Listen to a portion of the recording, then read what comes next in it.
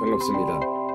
오늘부터 앞으로 한 5시간 정도에 걸쳐서 성경에 나타난 인물들을 중심으로 해서 성경 스토리를 쭉 전개하면서 그 속에 담겨져 있는 성경의 의미를 조금 찾아내서 함께 공유할 수 있는 그런 시간을 좀 가져볼까 하고 생각을 하고 있습니다.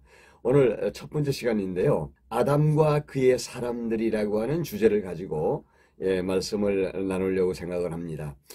아담과 그의 사람들은 누구일까요? 물론 이제 전체 인류가 다 아담에게 속한 사람들이 되겠습니다만, 아담이 이 세상에 살면서 천년의 세월을 지나는 동안 아담과 함께 있던 사람들을 말하려고 합니다. 그러면 먼저 아담과 그의 사람들의 이름부터 여러분들에게 소개하는 것이 좋겠죠. 아담이 셋을 낳습니다. 물론 그 앞에 아벨이 자기 형 가인에게 맞아 죽죠. 그래서 아벨 대신에 셋을 주었기 때문에 셋, 에노스, 게난, 마할랄렐, 야렛, 그 다음에 에녹, 무드셀라, 라멕, 노아까지 10대입니다. 이 10대의 사람들이 천년의 세월을 지나갈 때 아담에게 속한 사람들이에요. 물론 이제 노아는 아담을 직접 보지를 못했습니다. 그래서 그 할아버지 무드셀라와 그 아버지 라멕을 통해서 아담 할아버지에 대해서 분명히 들었을 거예요. 이 시대는요, 참 신기한 게 9대가 함께 살았어요. 그러니까 아담, 셋, 에노스, 게난, 마할랄렐, 야렛, 에녹, 무드셀라, 라멕까지가 9대인데 이 9대가 아담과 더불어서 함께 살았던 시대. 그래서 저는 이 시대를 장수시대라고 말하거든요. 장수시대. 이 시대에는 조상 아담과 함께 같이 살았던 시대라고 이렇게 말씀드릴 수가 있습니다. 그러면 두 번째로 그 시대에 어떤 사건들이 생겼느냐. 이 천년 동안에 아주 굵직굵직한 사건들이 한 5가지 정도 생겼습니다. 첫째는 아담의 인류 최초의 범죄 사건. 둘째는 인류 최초의 살인 사건. 세 번째는 인류 최초의 승천 사건. 그리고 네 번째는 인류 최대의 장례식 사건. 그리고 5번째는 인류 최대의 홍수 심판 사건. 이렇게 볼 수가 있습니다. 이제 마지막으로 생각해 볼 것은 아담과 그의 사람들의 인생 스토리를 통해서 하나님의 어떤 섭리가 거기에 있었는가, 또 하나님의 어떤 뜻이 거기에 담겨 있었는가, 그런 부분에 대해서 좀 생각을 해볼 필요가 있겠죠. 첫째 말씀드리고 싶은 것은 아담의 범죄 사건입니다. 하나님께서 천지와 만물을 창조하셨죠. 왜 창조하셨다고 그랬죠? 아담에게 하나님께서 언약을 주시기 위해서 천지 창조를 먼저 하신 것이죠. 그리고 하나님이 그 아담에게 창세기 1장 28절에서 나라 세워주겠다 하고 언약하십니다. 근데 창세기 1장 28절이 명령으로 되어 있기 때문에 사람들이 그걸 생각을 안 하고 있어요. 그러나 쉽게 이해할 수 있는 것, 창세기 1장 28절 생육하고 번성하고 충만하라, 자손 만들어주겠다 언약하신 것이고, 땅을 정복하라, 땅을 차지하게 해주겠다고 언약하신 것이고, 그리고 다스려라 말씀하신 것은 정복함으로 통치하는 그 은혜를 주시겠다고 말씀하신 것인데요. 자손과 땅과 통치는요, 국민, 국토, 주권을 말하는 것으로서 이거는 나라 세워주겠다는 말입니다. 아담에게 나라 세워주겠다. 그러면은 하나님이 세워주셔야 됩니까? 아담이 세워야 됩니까? 우리는 문화명령 쪽으로 창세기 1장 28절을 자꾸 이해를 하기 때문에 어떤 생각을 하느냐. 그렇다면 하나님이 아담에게 문화를 창달하라고 명령하신 것이구나. 아마 여러분들이 이렇게 이해하고 계실 거예요. 그게 아닙니다. 하나님이 나라를 세워주겠다. 즉 하나님의 나라를 세워주시겠다 하고 약속하신 거거든요. 그렇다면 아담이 세울 나라가 아니라 누군가가 세울 나라, 즉 하나님이 세우실 나라를 말하는 거죠. 그렇다면 아담은 그 나라를 못 세우는 존재가 되는 것이 맞지 않습니까? 그래서 아담이 타락하는 거예요. 이게 아담의 타락에 대한 섭리가 그래서 나타나는 겁니다. 그래서 성경은 그 뒤에 예수 그리스도가 둘째 아담으로 이 땅에 와서 그 나라를 이루실 것이다 라고 하는 것을 말씀을 하십니다. 예수 그리스도가 아담에게 언약하신 하나님의 언약을 이루실 분이시다. 그런 말씀입니다. 아담이 범죄하고 난 다음에 죽음이라는 것을 체험하게 되죠. 비통한 것.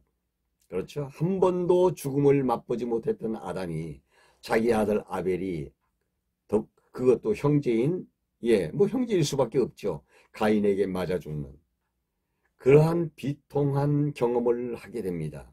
그러면서 자기가 낳은 자손들을 건져낼 수 있는 또 한 자손이 오기를 기다린 거지요. 이것이 메시아 언약으로서의 출발점입니다. 두 번째 생각해 볼 것은 인류 최초의 살인사건. 그건 가인이 자기 동생 아벨을 쳐 죽인 것이지요. 여러분, 아벨이 순교당한 이 사건은요, 종교적인 문제로서 다툼을 통해서 죽은 겁니다. 그럼 이건 뭘 의미하느냐?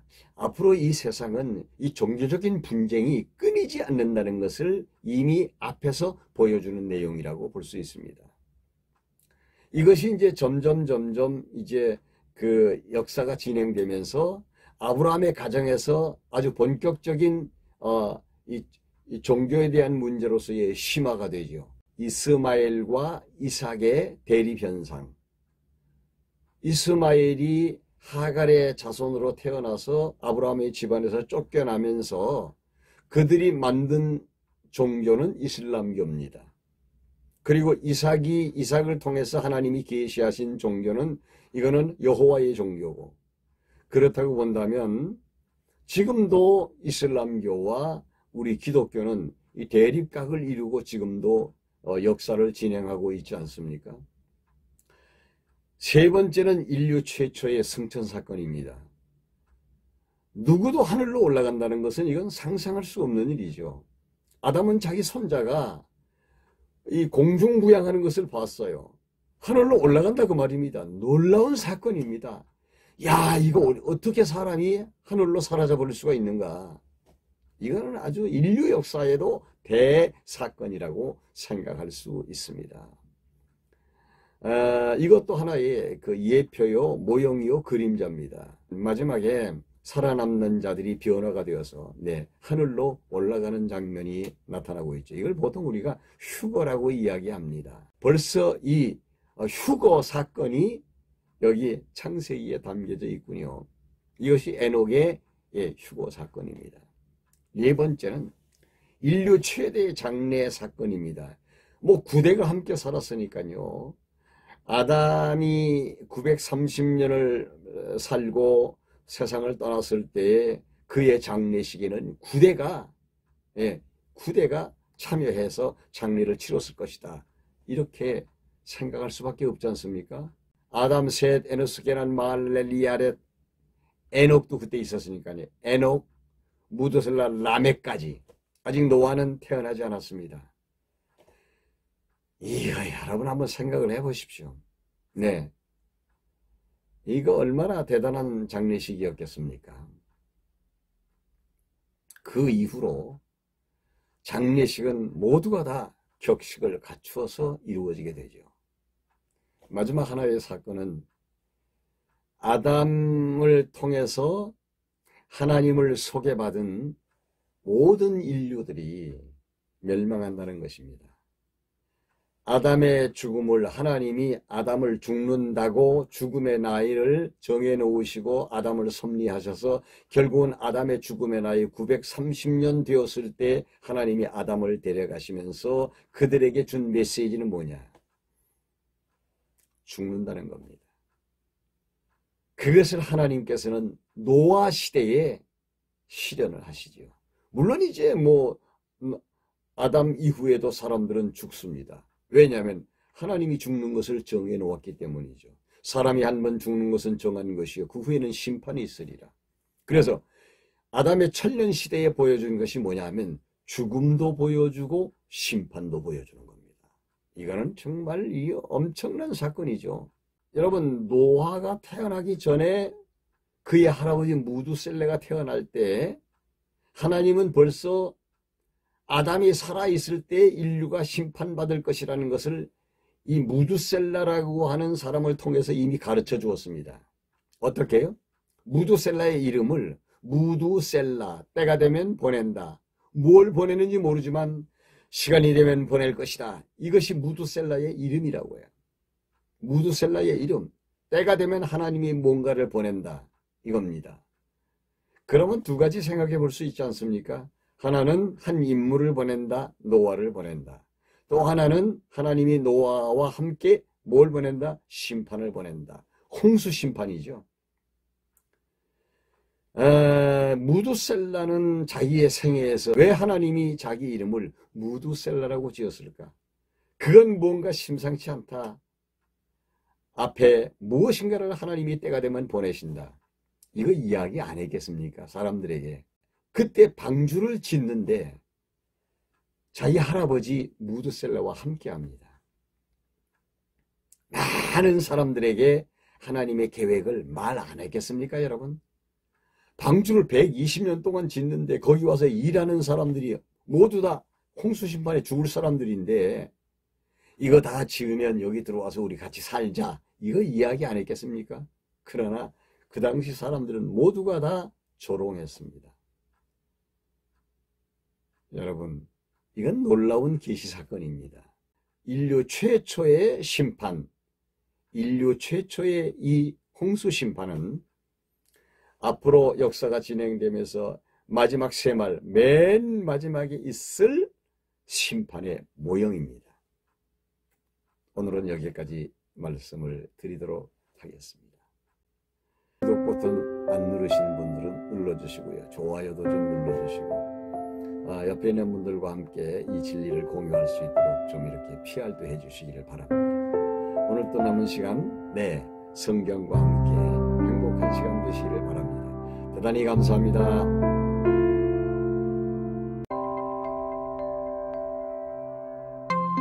오늘은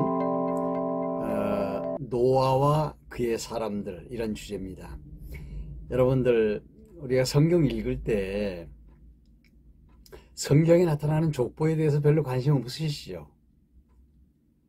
이걸 모르면요, 성경을 모르는 거예요. 왜냐하면 성경에 나타나는 이름들이 그 수도 없이 많은 사람들의 이름이 나타나죠. 그 전체 인류에 관한 얘기니까요. 그러나 그 가운데에서 아담으로부터 출발해 가지고 하나의 줄기가 이어져 가죠. 그 줄기가 어디까지 이어져 가는가 하면 예수 그리스도까지 이어져 갑니다. 나타나는 그리스도의 보통 족보라고 이야기하는 그 족보에 나타나는 그 족보의 대수가 예수님까지 64대입니다. 저는 지난 시간에 10대에 대해서 말씀을 드렸고, 또 오늘은 노아로부터 아브라함에 이르는, 즉 아담에서 아브라함까지 20대에 관한 이야기인데요. 노아로부터 아브라함까지 말씀을 드리려고 생각합니다. 먼저 노아와 관련되어 있는 사람들이 있습니다. 그 사람들을 먼저 소개하도록 하겠습니다. 노아의 아들이 셋이죠. 그 중에 셈, 노아, 셈, 아르박삭, 셀라, 에벨, 벨렉, 루, 수루, 나올, 데라, 아브라함, 이렇게 되는 거죠.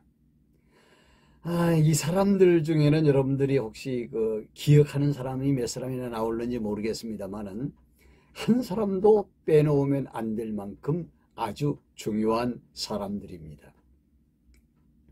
자, 보면 노아의 세 아들 가운데 셈이라고 하는 아들이 있습니다. 이게 셈족 계열의 족보가 이제 계속되는데 예수님까지 이어집니다. 그래서 그만큼 중요하죠.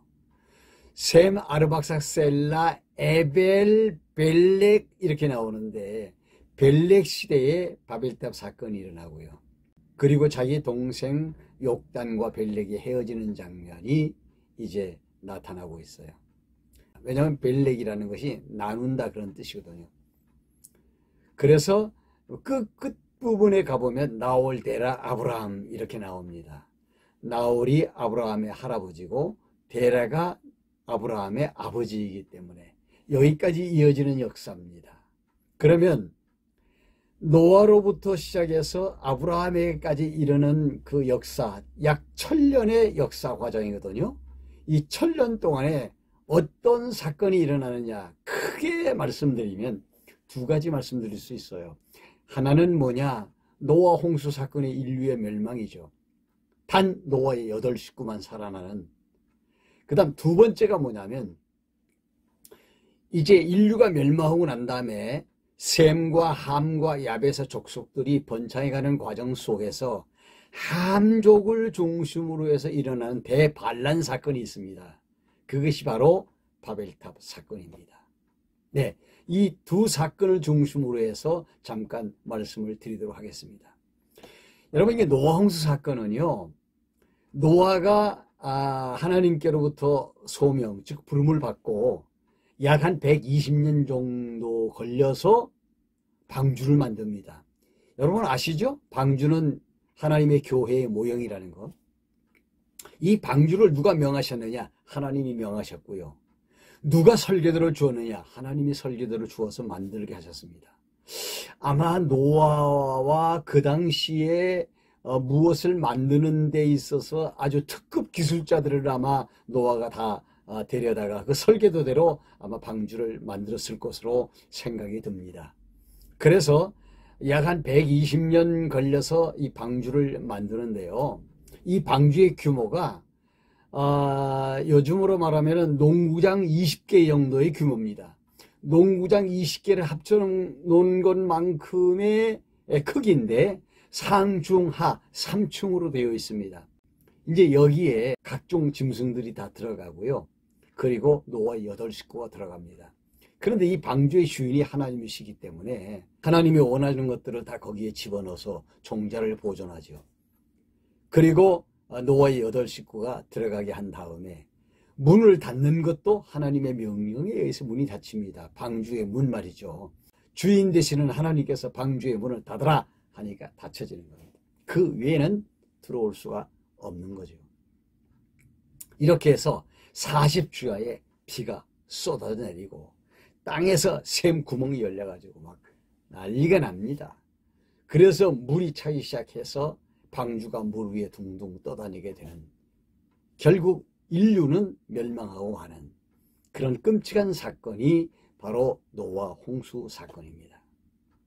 여러분 잘 아시죠? 노아 홍수 사건은 미래, 이거는 물심판이지만 미래의 불심판의 모형이라는 것.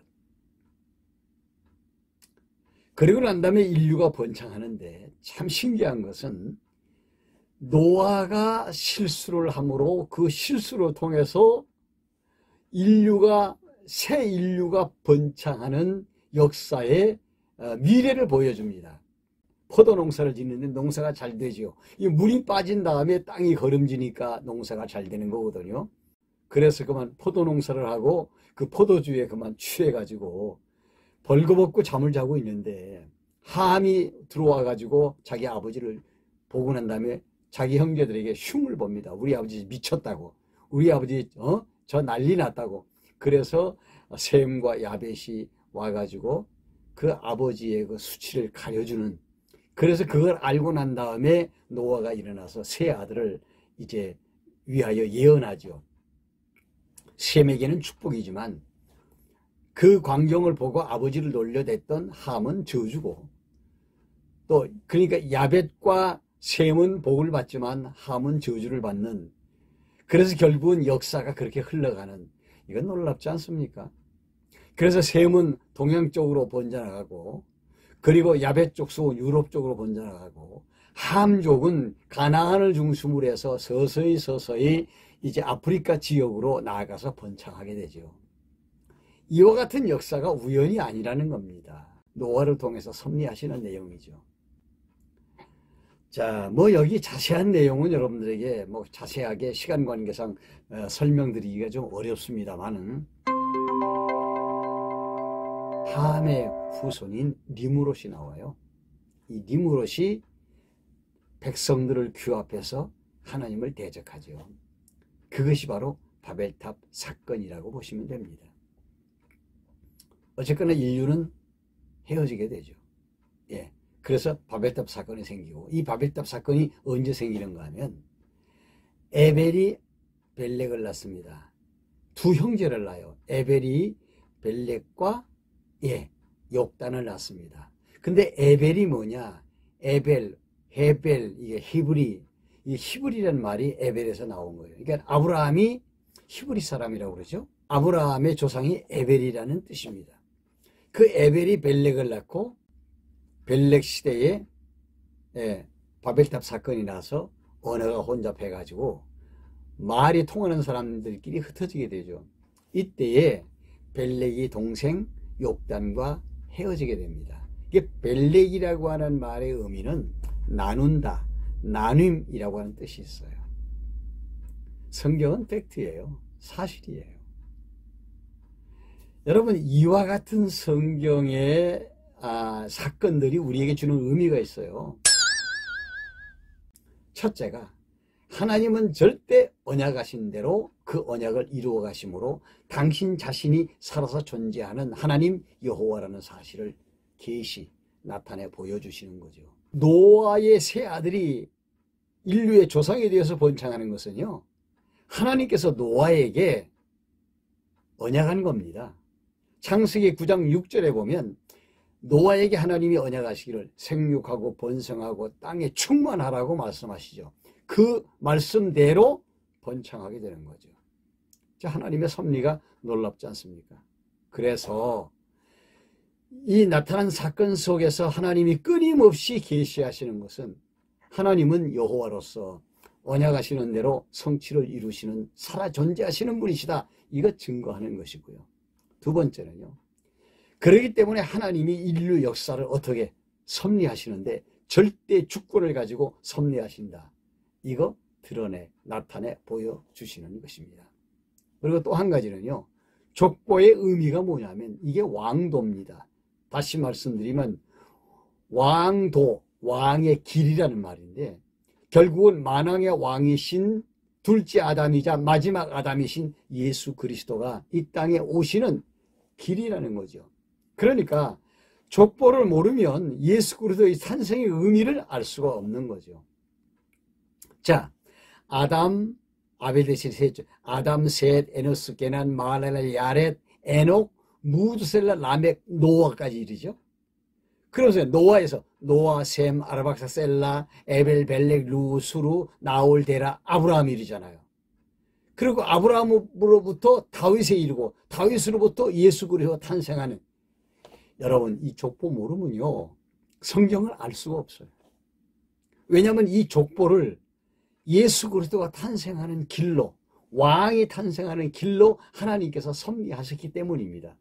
제가 이제 앞으로 이 족보에 대한 이야기를 그 족장을 중심으로 해서 그의 사람들이라는 주제로 이렇게 쭉 이어갈 텐데 오늘은 여기까지 하도록 하겠습니다. 노아 시대의 홍수와 그의 자손 니므롯 바벨탑 사건, 여기까지 말씀을 드리도록 하겠습니다. 구독 버튼 안 누르신 분들은 눌러주시고요. 좋아요도 눌러주십시오. 다음 시간에 뵙겠습니다. 대단히 감사합니다.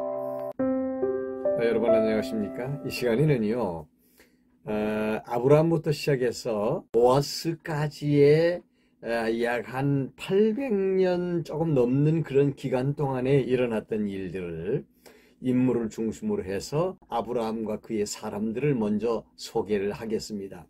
아브라함, 이삭, 야곱으로 이어지면서 유다, 베레스, 헤스론, 람, 아미나답, 나손, 살몬, 그리고 보아스, 이렇게 됩니다.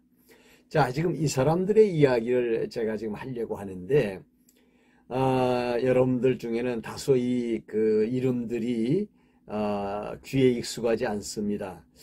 혹은 뭐 처음 들어보는 그런 이름도 있을 수 있습니다. 그러나 이거는 너무 중요합니다. 다윗 왕이 출생하기까지의 과정을 설명해 주는 것이고, 이거는 아브라함의 언약의 전체 내용이라고 보시면 됩니다. 두 번째 말씀드릴 수 있는 것은 천년 기간 동안에 일어났던 7가지의 사건을 말씀드리면서 성경의 그 흐름을 좀 말씀을 드려보려고 생각합니다. 첫째 사건은 뭐냐? 아브라함의 소명 사건입니다. 하나님이 아브라함을 어떻게 부르셨는가? 두 번째는 뭐냐? 모리아 산의 이삭의 제물 사건. 예, 이거 두 번째 사건이 큰 사건입니다. 세 번째 사건은 애굽에 들어가는 사건이죠. 네 번째 사건은 애굽에서 나오는 출애굽 사건입니다. 그리고 다섯 번째 사건은 시내산 언약 사건입니다. 하나님께서 빼낸 백성인 아브라함의 후손들과 이제 언약을 맺는 사건이죠. 여섯 번째 사건은 모세의 언약과 예언 사건입니다. 이거는 앞으로 나라가 이루어질 다윗 왕국의 아주 중대한 사건이죠. 그리고 마지막 일곱 번째는 보아스와 룻이 결혼하는 사건. 이거는 다윗 왕국의 역사의 출발이라고 보시면 됩니다. 그럼 이런 사건들이 우리에게 주는 의미가 있을 거 아닙니까? 이 아브라함의 소명 사건, 여기 조금 말씀을 드리면 이렇습니다. 데라의 아들이 셋입니다. 셋. 아브라함, 나홀, 그리고 하란입니다. 하란이 먼저 죽습니다. 자식이 부모 앞에서 죽는 것, 이건 보통 일이 아니죠. 그 상처가 되는 것입니다. 부모에게는. 그래서 불효가 되는 거죠. 그래서 이 데라가 자기 아들 하란이 죽자 정말 거기서 살고 싶은 생각이 없는 거예요. 말하자면 갈대아 우르에서 살고 싶은 마음이 없는 거죠. 이 마음도 사실 하나님이 주신 마음이겠죠. 그래서 자기 아들들을 불러 모아놓고 아마 가족회의를 했을 것 같아요. 나는 여기 살고 싶지 않다. 나는 떠나야 되겠다. 나하고 같이 갈 사람 누구냐? 아브라함이 간다고 말했고, 그의 동생 나홀은 안 가겠다고 말합니다. 그래서 그냥 거기 머물게 되고 아브라함이 가고 그 다음에 조카인 롯이 따라갑니다. 물론 이제 그 전에 그 하란의 두 딸 사라는 아브라함에게 아내로 주고 그 다음에 밀가는 나홀에게 아내를 줍니다. 그래서 갈대아 우르에서 떠나는데 데라가 아들 아브라함과 그의 며느리 사라와 그리고 하란의 아들 롯을 데리고 이 네 명이서 떠납니다. 그때는 아브라함이 자식이 없었을 때이니까요. 어떻게 가는가 하면은 그 창세기 11장 끝부분에 나오는데요. 유프라데스 강 줄기를 따라서 쫙 올라가는데 지중해 가까이까지 가서 하란이라는 곳에서 이제 정착을 하게 됩니다. 데라의 나이가 145세예요. 그 145세에 데라가 자기 아들과 헤어지죠. 하나님께서 창세기 12장에 보면 너는 본토 친척 아비 집을 떠나라고 분명히 말씀하시면서 내가 너를 축복해서 복의 근원이 되게 하겠다. 분명히 이렇게 말씀하시면서 약속을 하시죠. 내가 너를 큰 민족의 조상이 되게 할 뿐만 아니라 이 땅은 내가 너에게 가라고 하는 그 땅을 내가 너한테 주고 너희 후손들에게 줄 것이다. 그리고 너에게서 왕들이 나와서 나라를 이룰 것이다 하고 분명히 약속을 하십니다. 하란의 아버지를 두고 떠납니다. 그래서 데라, 아브라함의 아버지 데라는 그 하란에서 약 한 60년 정도로 더 살다가 세상을 떠나게 됩니다. 이렇게 해서 아브라함이 하란에서 하나님의 음성을 듣고 출발을 하게 된다는 내용이죠. 이게 하나님의 섭리 아닙니까? 아브라함의 소명 사건은 출발이기 때문에 그냥 굉장히 중요한 것이고 그 다음에는요 이삭을 시험하시고 또 아브라함을 시험하시면서 이삭을 모리아산 제단에 어떻게 드리라고 명령을 하시죠. 그래서 아브라함이 아무와 의논하지 않고 이삭을 데리고 모리아산으로 가서 그를 묶어서 그의 멱을 찌르려고 칼을 들 때 하나님께서 아브라함의 손을 붙들어서 막지요. 그러면서 수풀에 걸려서 음매하고 소리 지르고 있는 양을 발견하게 되고 그걸 잡아서 대신 이삭 대신 제물로 바치게 되죠.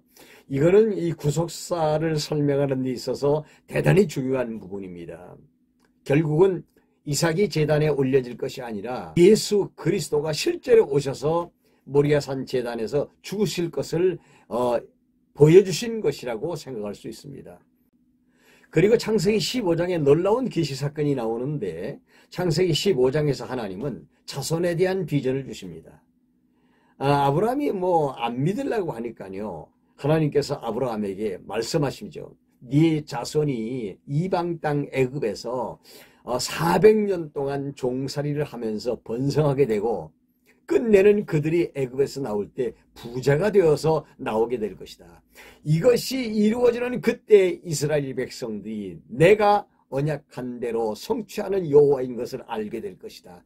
이 창세기 15장의 사건은요, 이렇게 엄청난 계시 사건이기도 합니다. 그래서 이제 하나님께서 요셉을 미리 애굽으로 팔려가게 하죠. 형들이 엄청 미워하게 만들어가지고 요셉을 애굽에 팔아먹지 않습니까? 이런 사건들이 전부가 다 언약과 성취와 관련되어져 있는 그런 부분들입니다. 왜 미리 보내셨다고 말씀을 드릴 수 있는가 하면 하나님의 자손 언약이 성취되려면 애굽으로 들어가야 되거든요. 그렇게 하기 위해서 먼저 선발대로 요셉을 보낸 것이지 요셉이 인간적으로 훌륭하고 똑똑해서 애굽의 국무총리가 되었다? 그거 아닙니다. 하나님의 섭리입니다. 그래서 야곱의 가솔들 70여 명이 애굽에 들어가는 사건, 이거는 이 성경 역사에서 정말 중요한 사건이라고 볼 수 있습니다. 4대 만에 나온다고 말씀하시죠. 이것도 약속입니다.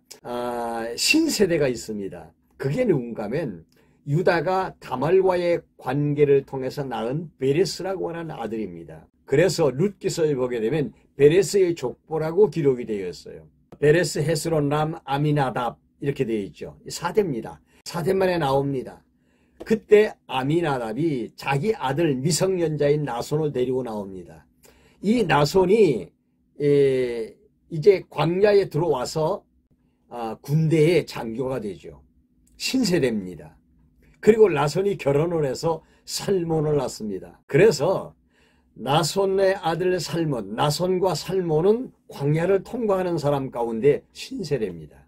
그 다음 사건은 뭐냐면 모세를 따라 나온 이스라엘 백성들과 하나님과의 언약 사건입니다.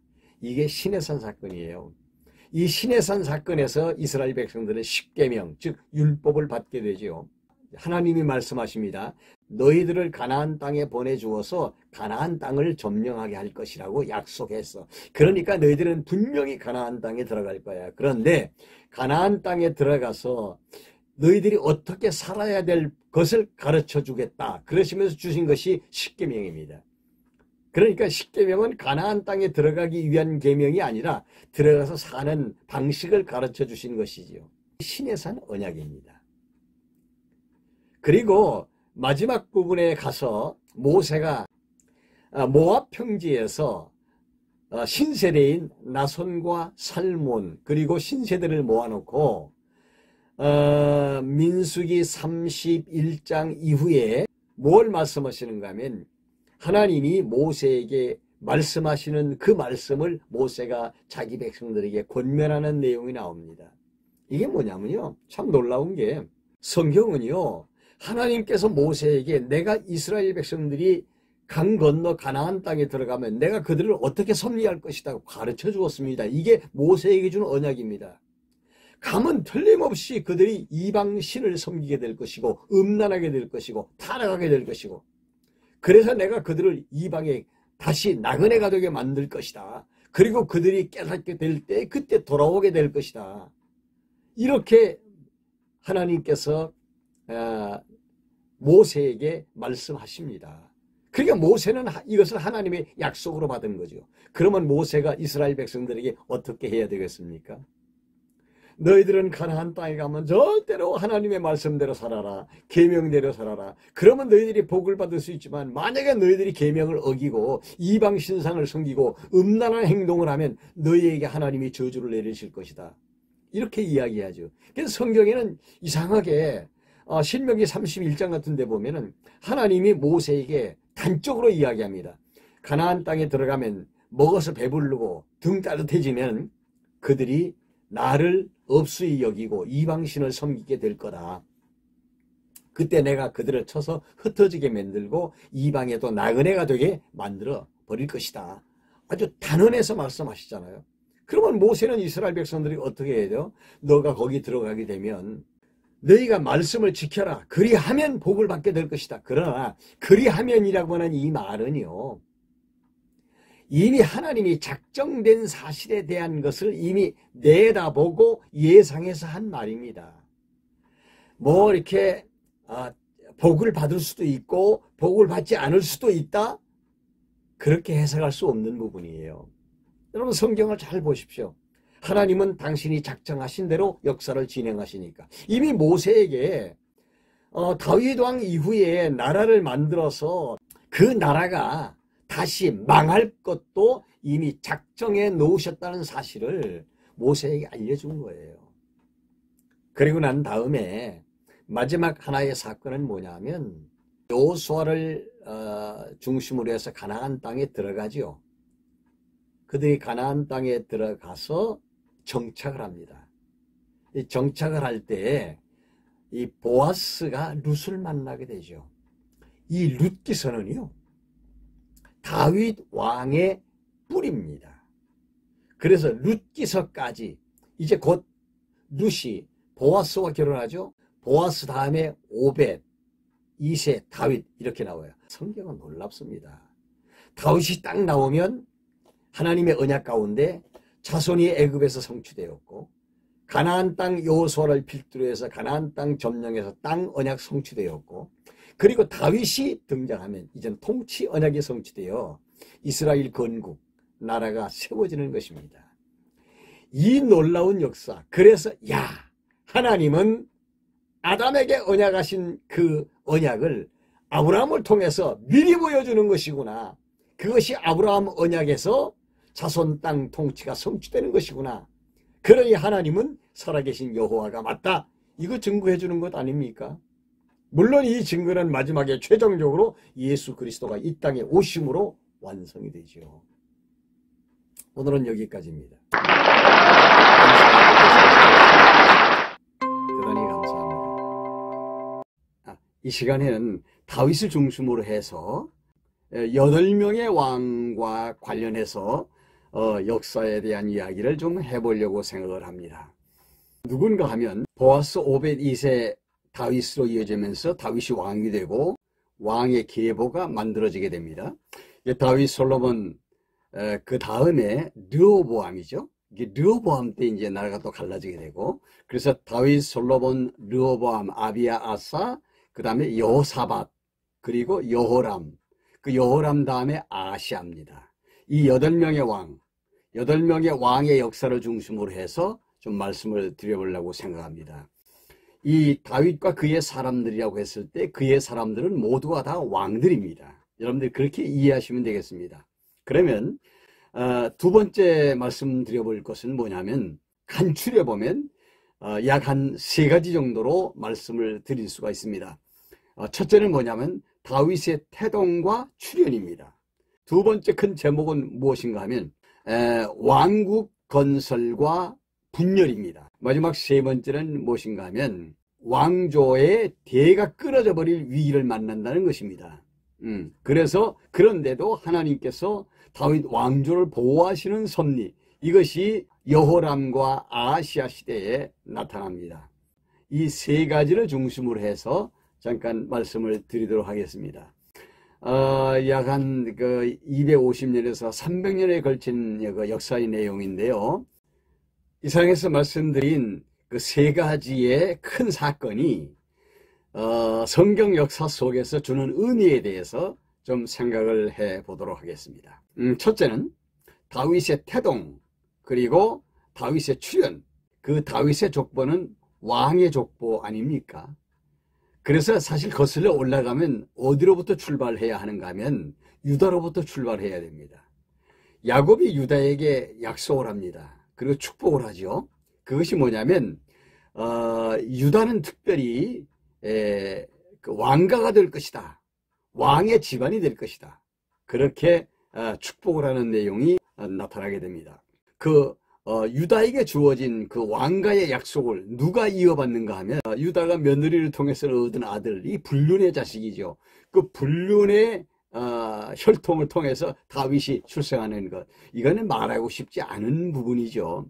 그러나 성경은 이런 부분에 대해서 아주 적나라하게 말씀을 하시고 있습니다. 왜 그런가 하면 이 다윗의 계보에서는 어디로부터 출발하느냐 하면, 물론 유다 지파에 속하지만 다윗의 계보를 이야기할 때는 룻기서에 나타난 대로입니다. 베레스의 계보는 이러하니라. 그 베레스의 계보가 다윗의 계보입니다. 이제 여러분들 이해가 되셨습니까? 예. 그래서 베레스의 계보는 이러하니라. 그렇게 하면서 베레스가 헤스론, 아미나답, 나손, 살몬, 그 다음에 보아스, 그리고 오벳, 이세, 다윗, 이걸 이야기하는 것이 룻기서의 내용 아니겠습니까? 그러니까 룻기서에서 중요하게 취급되어져야 할 부분은 무슨 룻의 효행 아니고요. 네, 바로 다윗의 족보에 있어서 위에, 예, 다윗이 출생하기 이전의 태동에 대해서 기록된 내용이라고 볼 수가 있습니다. 그 다음에 다윗이 역사 속에 등장을 하지요. 출현입니다. 그것은 사실은 그 사무엘서에 나오는 내용인데요. 사울이 등장하지요. 그러면서 블레셋에 골리앗이 나타나서 사울을 괴롭힙니다. 그때에 다윗이 나타나서 골리앗을 물맷돌 하나로 때려 눕히는 그런 아주 멋진 장면이 나타나는데, 이 사건과 더불어서 다윗이 세상에 얼굴을 내밀게 되는 거죠. 그러니까 다윗은 출발부터 승리로 출발을 합니다. 여기까지가 다윗의 태동과 다윗의 출현에 대한 내용입니다. 두 번째 사건 대지로 넘어가 볼까요?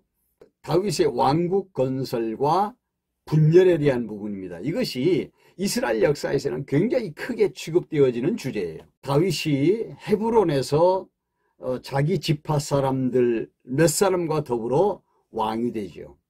왜냐하면 사울을 따르는 그 많은 무리들이 다윗과 같이 합세하기 전이기 때문에 헤브론에서는 유다 지파의 몇 명의 두령들과 함께 다윗이 왕이 되는데, 사실은 사울이 죽고 난 다음에 역사에서는 보통 이렇게 사울을 이스라엘 역대 왕 중에 첫째 왕이라고 꼽지만, 언약이라는 역사를 통해서 보면 사울은 왕이 아닙니다.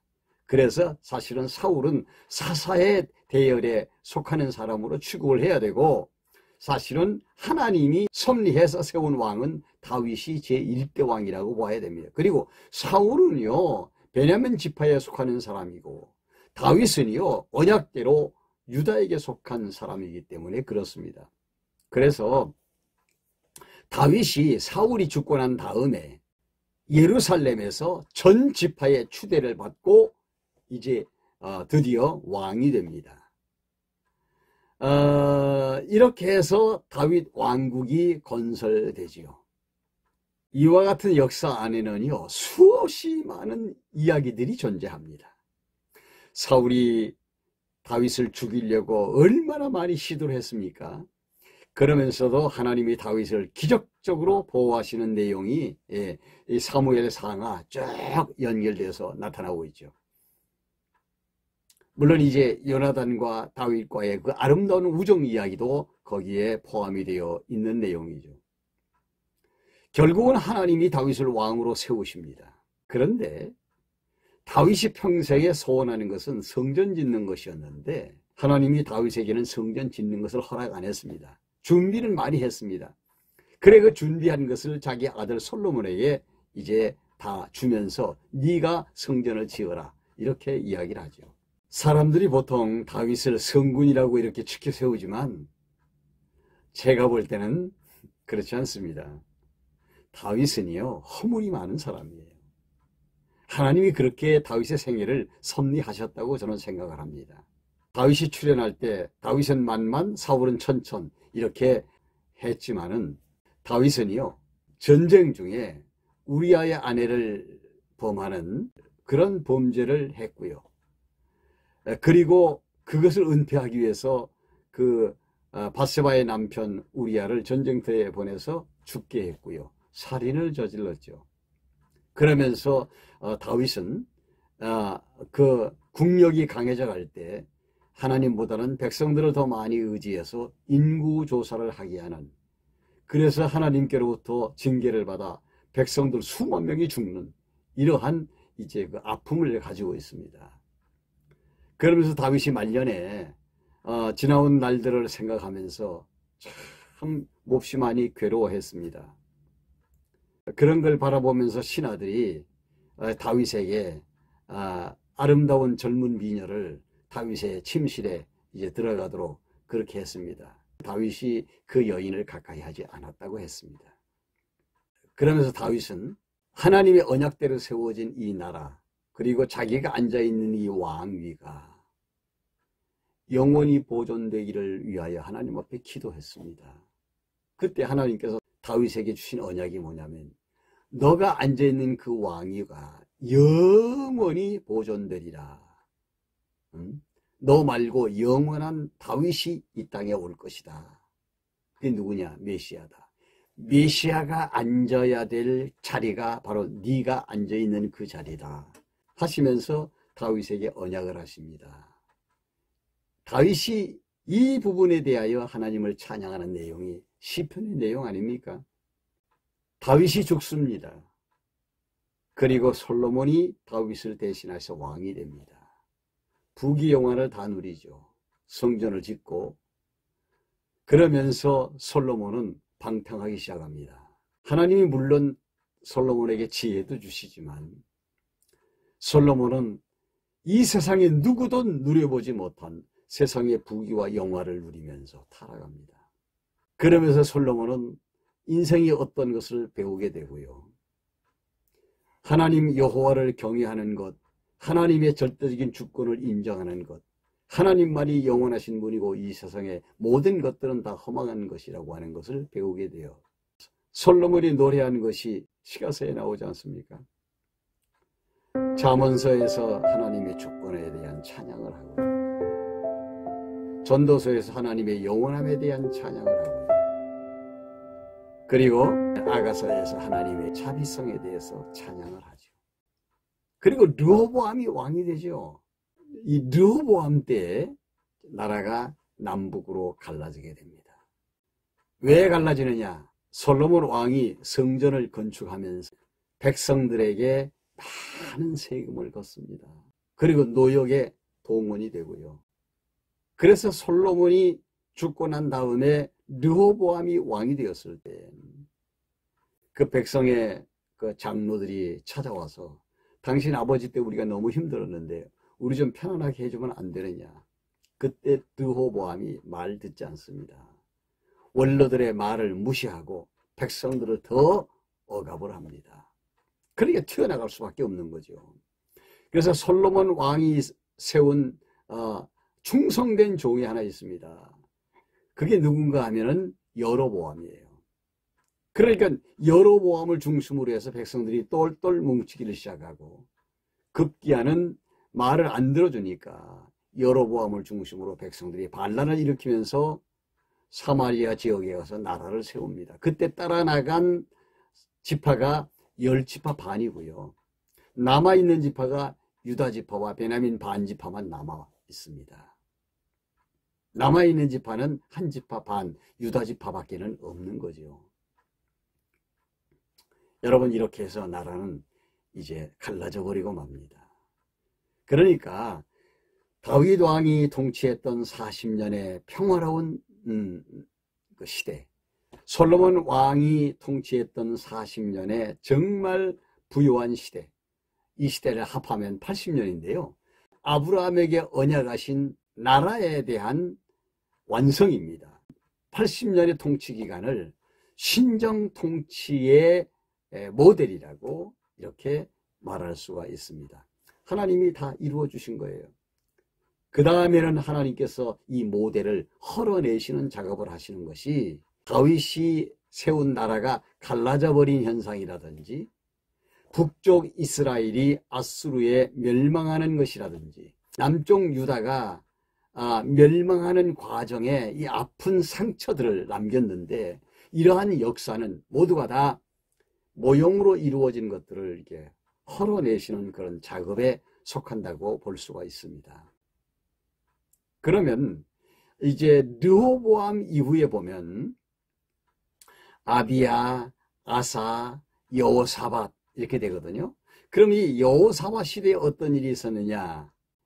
북쪽 이스라엘과 친해지겠다고 정략 결혼을 합니다. 그러니까 이 여호사밧이 북쪽 왕 당시의 아합 왕의 딸을 이제 유다로 데리고 와서 여호사밧의 아들 여호람의 아내로 줍니다. 그래서 그때 들어온 아합의 딸 아달랴가 남쪽 유다 왕국으로 들어오게 되죠.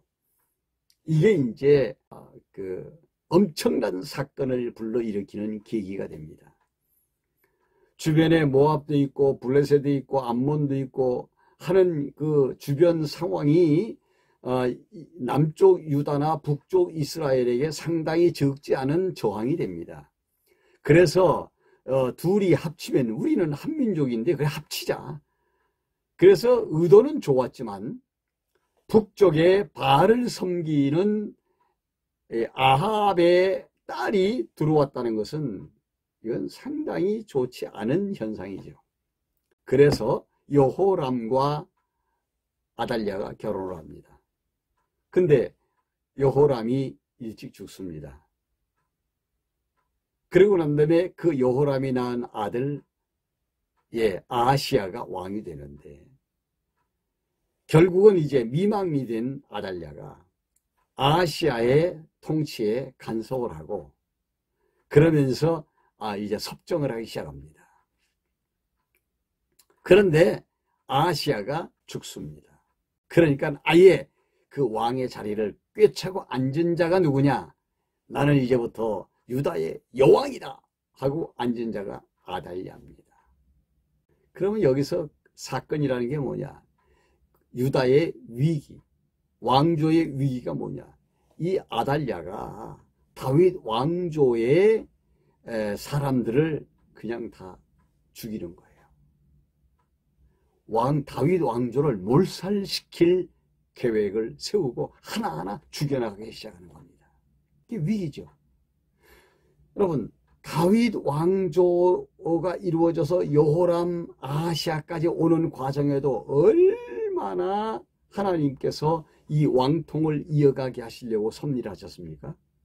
아담에서 노아까지, 노아에서 아브람까지, 아브람에서 유다까지, 유다에서부터 이제 왕가를 만드시겠다고 섭리하시는 것이 다윗까지, 다윗에서부터 아하시아까지 얼마나 하나님께서 이제 이 왕통 관리를 하셨습니까? 결국은 이 아브라함에게 언약한 이 나라 언약이 결국 메시아 언약으로 성취되어질 모형이기 때문에 하나님이 특별한 섭리를 하신 것이지요. 그런데 그 왕조가 끊어진다? 이거는 위기 중에서도 위기일 수 있죠. 아달랴가 왕족을 아주 멸망시켜버리려고 작정을 했어요. 그때 아달랴의 사위가 아하시아의 어린 아들을 성전 다락방에다 감춰놓습니다. 그러면서 7년 동안을 감춰놓고 키웁니다. 오늘은 여기까지 하겠습니다. 다음 시간에 계속 이어가도록 하죠. 구독 버튼 안 누르신 분들은 눌러주시고 좋아요도 눌러주시기 바랍니다. 대단히 감사합니다. 여러분 안녕하십니까?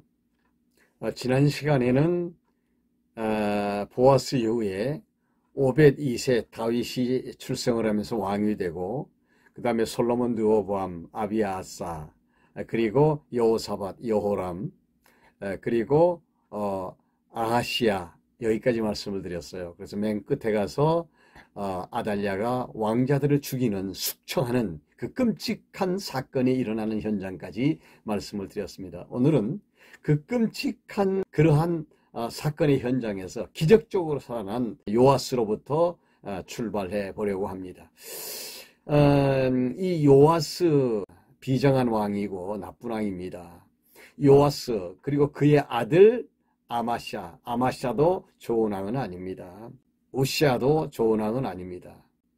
그리고 요담 그저 그런 왕입니다. 그의 아들 아하스 나쁜 왕입니다.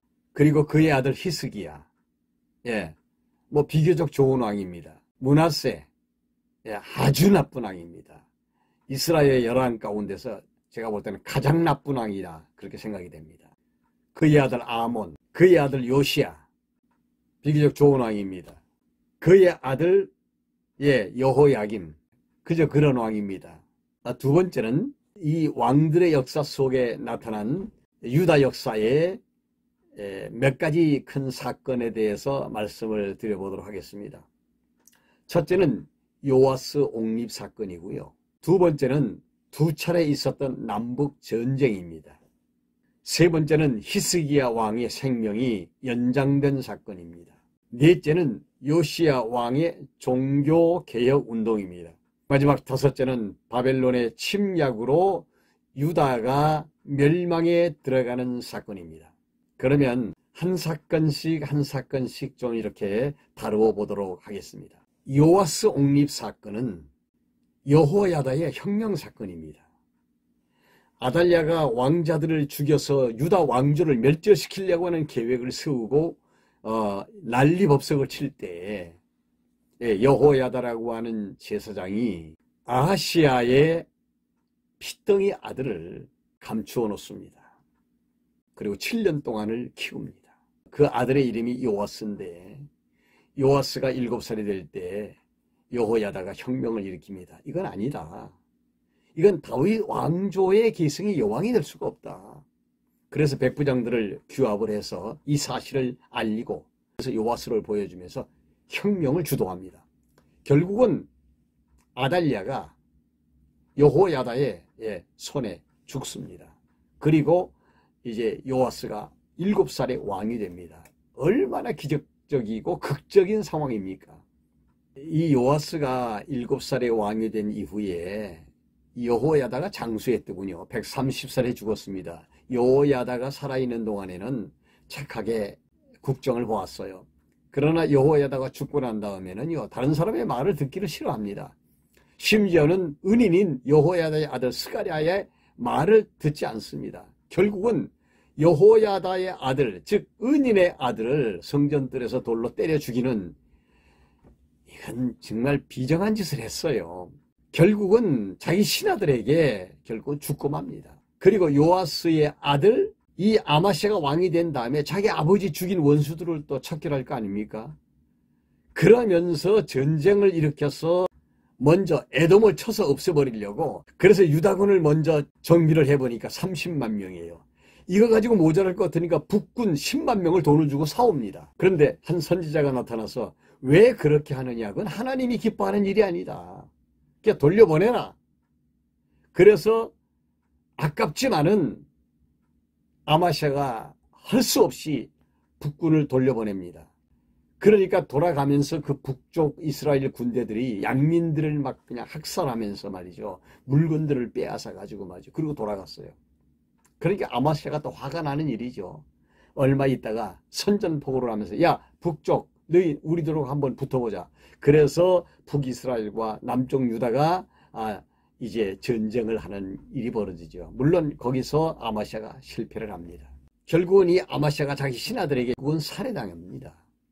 그리고 그의 아들 우시야가 왕이 됩니다. 하나님이 우시야 시대에는요 축복을 많이 주었어요. 영토도 확장되고 군대도 정비되고 산업정책을 해서 물질도 부유해지고 그렇게 해서 아주 강성한 나라가 됩니다. 사람이 이상하죠.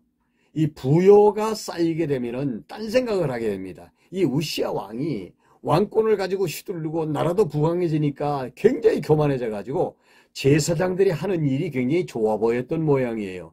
그래서 성전에 들어가서 제사장만 할 수 있는 제사의 직무를 가로챕니다. 그때 제사장 아사랴라고 하는 사람이 극구 말리지만은 말듣지 않습니다.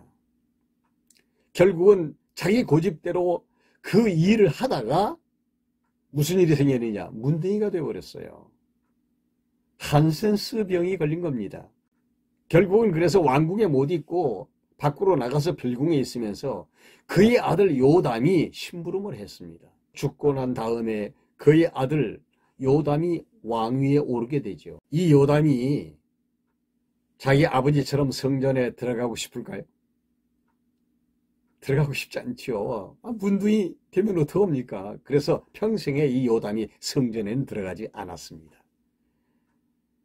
그것만 봐도 하나님이 좀 이쁘게 본 것 같아요. 암몬을 제압하고 암몬으로부터 상당히 많은 조공을 받아들였습니다. 그 양식이 풍성했어요. 뭐 밀도 만석을 받았고 보리도 만석을 받았고 그리고 은을 100달란트씩이나 받았어요. 이것도 수년간 받았어요. 그리고 요담이 죽고 난 다음에 그의 아들 아하스가 왕이 되죠. 이 아하스는 아주 나쁜 왕입니다. 한번 유다를 이겨먹은 북이스라엘이 아마 재미가 붙였는지 또 남쪽 유다를 또 침입을 합니다. 그때는 북이스라엘이 아람 연합군과 합세를 해서 남쪽을 침략을 합니다. 그리고 남쪽 군대 12만 명을 죽이고 20만 명을 포로로 잡아갑니다. 포로들을 잡아가지고 들어갈 때 북이스라엘에 오데시라고 하는 선지자가 있어요. 야, 막 야단을 칩니다. 너희들은 뭐 잘나서 그러냐? 하나님이 지금 너희들을 통해서 남쪽 유다를 지금 혼내준 거다. 그러니까 빨리 돌려보내라, 포로들을. 결국은 이제 돌려보내죠. 그리고 난 다음에 아하스는 아수르 군대의 도움을 받아가지고 북쪽 이스라엘을 또 칩니다. 네, 이것이 남북전쟁이에요. 아하스 다음에 그의 아들 히스기야가 왕이 됩니다. 히스기야가 아들이 없이 죽을 병에 걸렸을 때 하나님 앞에 기도하죠. 살려달라고. 그때 하나님이 히스기야 왕의 생명을 15년을 연장시켜서 므낫세를 낳게 합니다. 므낫세가 13살 되었을 때 왕위에 오르죠. 므낫세는 아주 그 이스라엘 역사에서 가장 악한 왕이라고 생각이 듭니다. 왜냐하면은 사람들을 너무 많이 죽였어요. 그가 어떻게 사람을 죽였는지는 성경에 나와 있지 않지만은 확실한 거는 예루살렘 이쪽에서 저쪽까지의 거리에 피가 튀지 않은 것이 없었다는 것이죠. 그래서 결국은 유다 나라가 멸망한 것은 므낫세가 흘린 피 때문이라고 성경이 그렇게 말할 정도로 아주 잔혹한 왕으로 성경에 기록되고 있습니다. 므낫세의 아들 아몬이 왕이 됩니다. 여전히 므낫세의 길을 갑니다. 나쁜 왕입니다. 2년을 통치하고 그의 신복들에게 살해됩니다. 그리고 난 다음에 아몬의 아들 요시야가 왕이 됩니다. 이 요시야는 비교적 선한 왕입니다. 8살의 왕이 되죠. 경건한 왕이에요. 성전을 수리하면서 율법책을 발견하게 됩니다. 그러면서 율법책을 보면서 회개하고 백성들에게 율법책을 읽어주면서 그 종교개혁을 일으키죠. 그가 한 일 가운데 아주 중요한 일 하나가 있습니다. 그것이 뭐냐면 남북이 갈라질 때 여로보암이 송아지를 이제 우상화시켜서 만든 단이 있습니다. 금송아지를 숭배하게 만들 때 선지자가 반드시 이 단을 헐어낼 것이라고 예언한 내용이 있습니다. 그 예언이 요시야 시대에 이루어진 것이죠. 놀랍습니다. 하나님께서 언약하신 것이나 그 언약을 예언한 것은 반드시 이루어지고 맙니다. 그런데 그때 그 국제 상황이 애굽의 느고라고 하는 왕이 바로가 아수르를 치고 그 다음에 바벨론의 세력을 꺾으려고 출정을 했습니다. 그런데 무기똑같이 왔다는 소식을 듣고 요시야가 방해를 하려고 나갔다가 느고를 만난 다음에 느고에 의해서 살해가 됩니다. 그래서 나라는 막 난리가 났습니다. 왕이 죽었으니까. 그래서 부랴부랴 요시야의 아들 여호아스를 왕으로 세우지요. 느고가 방해를 받았다고 하는 것 때문에 아주 불쾌하게 생각하고 애굽으로 돌아가는 길에 예루살렘을 침략을 합니다. 그리고 요아스의 아들을 잡아갑니다. 그리고 허수압이 왕을 하나 세웁니다. 그 세워진 왕이 여호야김이죠. 이 소식을 바벨론에서 가만히 듣고 보니까 유다가 애굽에 속해 있다 하는 소식을 들으니까 괘씸합니다. 그래서 바벨론의 느부갓네살 왕이 침입을 하죠. 참 이렇게 해서 망하는 겁니다. 그래서 여호야김을 쫓아내고 여호야김의 아들 여호야긴을 왕으로 세웁니다. 애굽에서 또 가만히 있겠습니까? 여호야긴이 흔들립니다. 그러니까 다시 또 2차로 또 들어와서 여호야긴을 잡아갑니다. 그리고 그의 삼촌 시드기야를 또 왕으로 세우죠. 이렇게 해서 유다가 멸망하는 자리에까지 제가 설명을 드렸습니다. 그러면 이러한 역사가 유대 역사에서 어떤 의미를 우리에게 주고 있느냐, 그걸 우리가 생각을 해야 됩니다. 이게 역사를 보는 관점이 중요하다는 것이죠. 첫째는요, 왕위 계승 섭리에 대한 하나님의 뜻을 살펴보아야 됩니다. 여러분, 남쪽 유다는 거의 왕들이 다 타락하고 우상을 숭배하고 악한 행동을 하죠. 그런데 참 신기한 것은 그의 아들이 왕이 된다. 이게 다윗 때부터 다윗의 아들 솔로몬이 왕이 된다. 솔로몬의 아들, 그의 아들 르호보암이 왕이 된다. 이렇게 해가지고 계속해서 마지막까지 그의 아들, 그의 아들, 그의 아들. 결국은 그의 아들 그 후에 예수 그리스도가 이 땅에 탄생하시는 자리에까지 결국은 이러한 다윗 왕의 족보가 결국은 예수 그리스도의 족보가 되어서 아브라함과 다윗의 자손 예수 그리스도의 족본이라, 이런 말씀이 마태복음 1장 1절에 기록되어서 구약과 신약을 이어가는 아주 신비함을 보이고 있지 않습니까? 북쪽 이스라엘은요 망합니다. 왜냐하면 우상 숭배로 출발했거든요. 그러니까 십계명에 보게 되면 우상 숭배하면 3, 4대에 망한다고 그랬죠. 여로보암이 세운 북쪽 이스라엘은요 3, 4대를 넘기지 못하고 왕조가 몇 번 바뀌느냐? 여러분 놀라지 마십시오. 9번이나 바뀝니다. 그런데 남쪽 유다는 다윗에게 하나님의 언약한 게 있어요. 그 왕의 자리가 존속, 보존될 것이다 하고 약속을 했기 때문에 그의 아들, 그의 아들, 그의 아들, 계속 그의 아들로 나갑니다. 신기하죠? 하나님의 언약은 이와 같이 정확하게 성취되어진다는 사실을 우리에게 보여줍니다. 두 번째는요, 죄악과 대속 섭리에 대한 하나님의 뜻이 있습니다. 무슨 말인가 하면 죄악을 범하고 악할지라도 하나님께서는 결국은 대속의 섭리를 이루시는 것이 하나님의 뜻이라는 것입니다. 참 신기한 것은요, 그들이 가지고 있는 이름들이 있죠. 다윗, 솔로몬, 르호보암, 아비야, 아사, 이렇게 쫙 그들이 가지고 있는 이름들이요, 모두가 다 하나님과 관련된 이름들의 뜻을 가지고 있어요. 언제 나중에 한번 소개해 드리도록 하겠습니다. 그 이름만큼은 아름답습니다. 그런데 그 이름을 가지고 있는 그 사람은 아름답지 못했습니다. 결국 그 사람을 구원하시기 위해서 이 땅에 맨 마지막에 오실 그리스도가 섭리되고 성취된다는 사실을 보여주는 것이, 이것이 족보의 의미입니다. 마지막 하나는 언약과 성취 섭리입니다.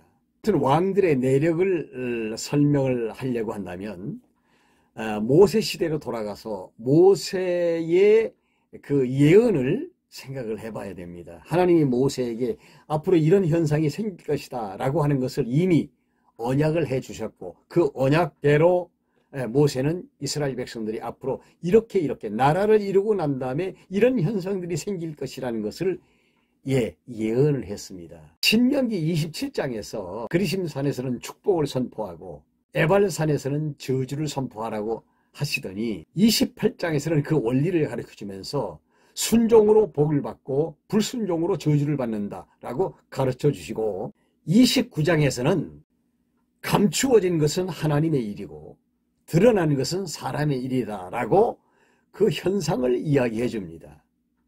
이 감추어진 것은 언약된 섭리요 예언된 섭리이지만 드러나는 현상은 이스라엘 백성들 가운데 나타날 것이라고 하는 거죠. 30장에서는 모세 언약에 대한 내용이 나타나고요.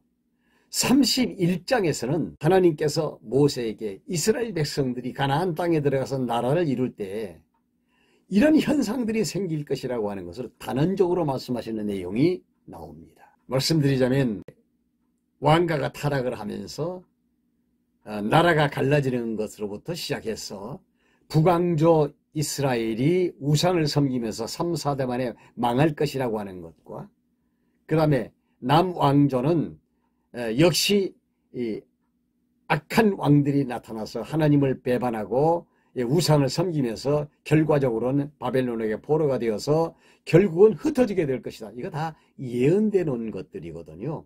그 예언들이 성취된 것이라고 봐야 됩니다. 그러므로 언약과 성취 섭리에서 성경을 보아야 한다는 것이죠. 성경은 이렇게 정확하게 언약과 성취를 통해서 이루어지는 역사적인 과정을 설명하고 있습니다. 이제 다음 시간에는 마지막 왕인 시드기야 왕 이후에 이스라엘 역사의 암흑기에 대해서 설명해 드리면서 그리스도의 탄생까지 말씀을 드려보도록 하겠습니다. 여기까지 따라와 주신 여러분들 감사합니다. 다음 시간에 뵙겠습니다. 오늘은 이 족보를 배경으로 성경을 풀어가는 마지막 시간입니다. 예수 그리스도와 그의 사람들이라는 주제를 가지고 잠시 말씀을 드려보도록 하겠습니다. 둘로 나누어서 먼저 구약을 간단하게 정리를 해보면서 신약의 예수 그리스도와 관련된 내용을 좀 전해드리려고 생각을 합니다. 그러면 먼저 족보를 통해서 본 예수 그리스도에 대하여 말씀을 드려보도록 하겠습니다. 중요한 부분이 두 가지가 있는데요. 이 족보의 신비에 대한 말씀 드리고 싶고요. 족보 역사의 목적에 대해서 말씀드려보도록 하겠습니다. 먼저 족보의 신비입니다. 첫사람 아담으로부터 시작해서 노아까지 10대의 역사는 홍수 심판을 계시하시는 내용이 나타나고 있고요. 두 번째는 노아의 아들 셈으로부터 시작해서 아브라함까지의 역사입니다. 하나님께서 아브라함을 불러서 모형적 언약을 하시지요. 무슨 말인가 하면 아브라함의 후손으로 통해서 아담에게 언약하신 자손 땅 통치라고 하는 이 언약을 모형적으로 보여주시겠다는 언약입니다. 세 번째는 이삭으로부터 시작해서 보아스까지의 일인데요. 이제 여기서부터는 언약이 성취되는 과정적 섭리를 보여줍니다. 다시 말씀드리면 자손이 어떻게 이루어지는가, 애굽에서 일어났던 그런 사건들, 출애굽 사건들, 그리고 광야에 들어와서 광야를 통과하고 가나안 땅에 들어가기까지의 역사를 보여주는데 이것이 이삭으로부터 출발해서 보아스까지의 역사입니다. 네 번째 역사는 보아스 이후에 오벳으로부터 시작됩니다. 오벳 2세 다윗까지 이렇게 계속해서 진행되는 이 역사는 어디까지 가는가 하면 아하시아까지 갑니다. 오벳에서 아하시아까지 10대는 북이스라엘이 떨어져 나가는 그런 그 위기 속에서 하나님은 남쪽 유다를 지키신다는 것과 그리고 다윗 왕조를 보존하신다는 그런 내용이 이제 나타나고 있습니다. 그래서 국가 보존, 왕조 보존 이런 의미가 바로 이 족보 안에 10대의 족보 안에 다 들어있는 것이죠. 다섯 번째, 요아스에서 여호야김까지의 역사입니다. 이거는 그 하나님께서 모형적으로 보여주신 그 모형의 클라이막스가 다윗과 솔로몬 시대 80년이거든요. 다윗과 솔로몬 시대가 지나고 나면 모형을 헐어내는 아픔이 오는데 바로 그 아픔의 시대가 요아스에서 여호야김까지의 역사입니다. 여호야김에 오면은 이제 나라가 망하게 되는 거죠. 모형을 철거하는 아픔이라고 보시면 됩니다. 모형을 철거하고 난 다음에 상황이 어떻게 벌어지고 있느냐 하는 것을 보여주는 것이 여호야긴에서 엘르아살까지의 10대의 내용입니다. 무슨 말인가 하면 바벨론 포로에서 돌아와서 예루살렘을 회복하지요. 더 나아가서 헬라의 침입을 받고 에피파네스의 무진장한 박해를 또 견뎌내게 되죠. 그러나 얼마 가지 않아서 로마가 등장하면서 다시 이스라엘은 고난기에 또 접어들게 되죠. 예수님 오시기까지의 역사입니다. 근데 엘르아살까지의 역사는 짐작하기는 이렇습니다. 헬라 시대의 마지막 부분이다. 그렇게 보고 있습니다. 이건 제 소견입니다. 성경에는 기록이 되어 있지 않습니다. 그리고 로마 시대에 접어드는데 엘르아살 다음에는 mat단, 야곱, 요셉 이 3대 후에 만왕의 왕이신 예수 그리스도가 이 땅에 오시게 됩니다. 두 번째 중요한 말씀 드리고 싶은 것은 그러면 이러한 족보의 역사를 통해서 하나님이 어떤 목적을 가지고 섭리하셨느냐 그런 내용이죠. 이 족보, 이 사람들의 인생사, 역사 속에 하나님은 분명한 목적을 가지고 계십니다. 즉 하나님이 어떤 분이신가를 그 속에 담아 놓으셨다고 하는 것이죠. 첫째는 언약을 이루어내시는 여호와 하나님의 전능성을 담아내신 것이고요.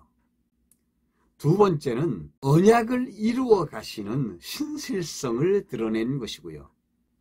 세 번째는 언약을 당신의 뜻대로 성취시켜 나가시는 주권성을 담아놓은 것이고요. 네 번째는 언약을 영원한 세계까지 이끌어 가시는 하나님의 영원성을 담아놓은 것이고요. 다섯째는 언약 안에 하나님의 사랑을 담아놓아서 그 언약을 통하여 하나님은 여전히 자기 백성들을 사랑하신다는 자비성을 담아놓으신 것이죠. 이것을 집약해서 보여주는 것이 역사서, 즉 창세기에서 에스더 다음에 나오는 욥, 시편, 잠언, 전도, 아가서가 바로 찬양에 대한 내용 아닙니까? 신기하지요. 따라서 족보의 맨 끝에 등장하는 아브라함과 다윗의 자손으로서의 예수 그리스도의 등장은 어떤 의미를 가져다 주느냐? 이건 어마어마한 의미를 가져다 줍니다. 구약의 4000년의 하나님의 언약의 역사가 모형을 통해서 잠깐 보여주시더니 예수 그리스도가 이 땅에 오심으로 말미암아서 성취가 되어지는 아주 신비함을 보여주시고 있습니다. 사실 성경은 첫 아담으로 시작해서 하나님의 언약의 역사가 진행되면서 마지막 아담이신 예수 그리스도가 오셔서 회복하고 완성하는 것으로 성경은 되어 있습니다. 첫 아담을 죄인 되게 해서 마지막 아담으로 회복시키시는 역사죠. 따라서 예수 그리스도는 언약과 성취의 대주제라고 할 수가 있습니다. 따라서 예수 그리스도가 이 땅에 오신 것은 말씀, 즉 하나님의 본체이신 말씀, 그 말씀을 육신을 입고 이 땅에 오게 하셔서 하나님이 당신 자신을 그리스도를 통해서 어떻게 보여주신 것이라고 볼 수 있습니다. 그래서 예수 그리스도는 하나님을 보여주시는 하나님의 신존재를 인간들에게 보여주시는 가장 완벽한 계시라고 할 수가 있는 거죠. 따라서 예수 그리스도를 바르게 알아야 하나님을 바르게 알 수 있게 되는 것이죠. 그러면 큰 두 번째로 예수 그리스도와 그의 사람들에 대해서 말씀을 드리겠습니다. 두 가지로 말씀드리면 이렇습니다. 예수 그리스도는 언약과 성취의 대주제라고 말씀드렸죠. 그런데 그 예수님의 사람들이 있습니다. 예수께 속한 사람들은 두 가지로 말씀드릴 수 있습니다. 광의적 의미에서의 예수의 사람들과 좁은 의미, 협의적 의미에서의 예수의 사람들이 있습니다. 이거 비교적 좀 간단하게 말씀드릴 수 있겠습니다. 광의적 의미에서의 예수의 사람들은 누구냐? 창세전에 하나님의 택함을 입은 사람들 전체가 다 예수에게 속한 사람들이죠. 그 사람들이 예수의 사람들입니다.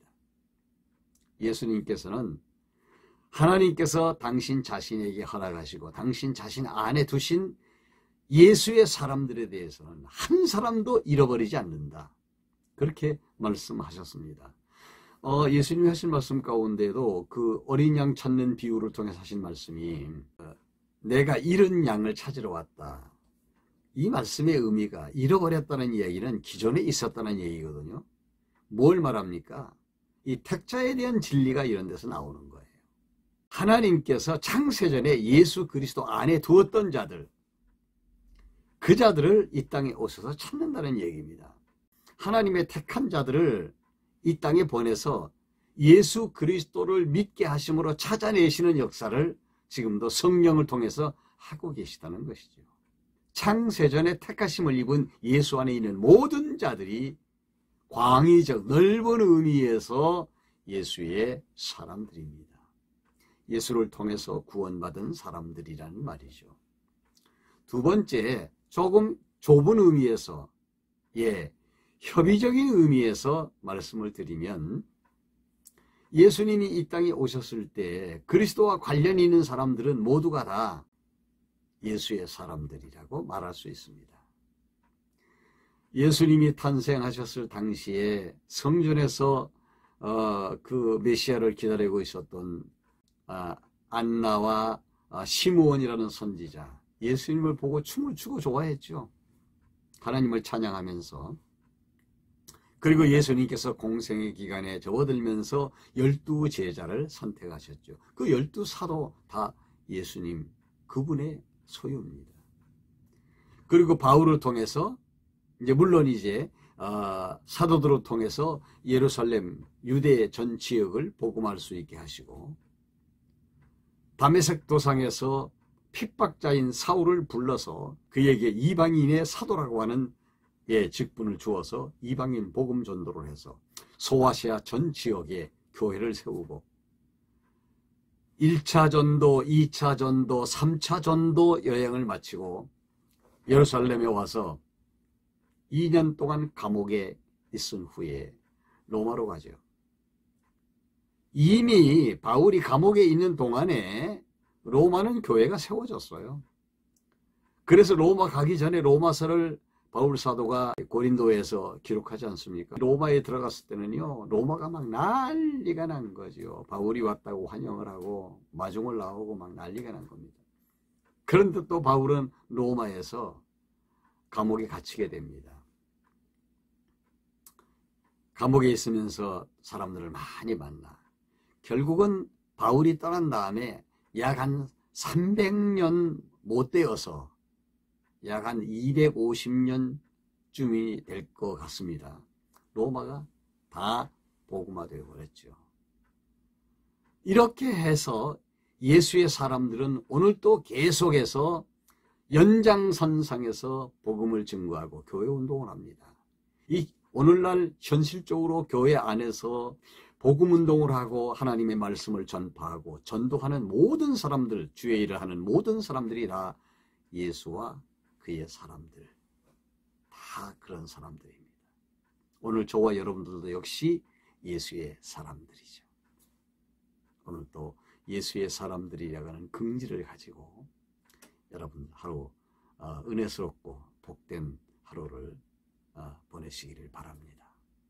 구독 버튼 안 누르신 분들은 좀 눌러주시고요. 또 옆으로 조금만 좀 PR을 해주셔서 구독자가 좀 늘어갈 수 있도록 부탁드리겠습니다. 오늘 한 사람씩만 좀 이렇게 좀 만들어 주셨으면 좋겠네요. 여러분들이 움직이지 않으면 이 구독자가 늘어날 수가 없습니다. 잘 부탁드리겠습니다.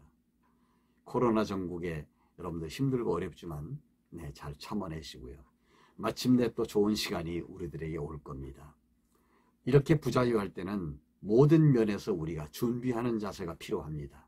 이제 자유로운 시간이 올 때는 바로 주의 일을 감당할 수 있는 예수의 사람들로서의 모습으로 회복될 수 있도록 그렇게 우리가 오늘을 준비하는 은혜가 있기를 바랍니다. 고맙습니다.